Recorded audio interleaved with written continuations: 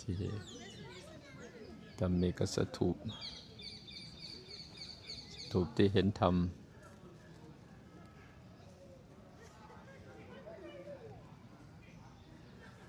ประชาชนทั้งหลายก็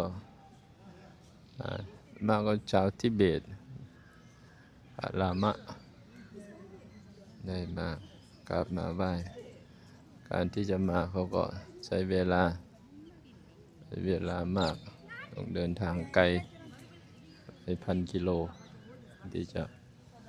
มากราบมาไหว้คือว่าไม่ธรรมดาสละพลังกายพลังทรัพย์ที่จะมา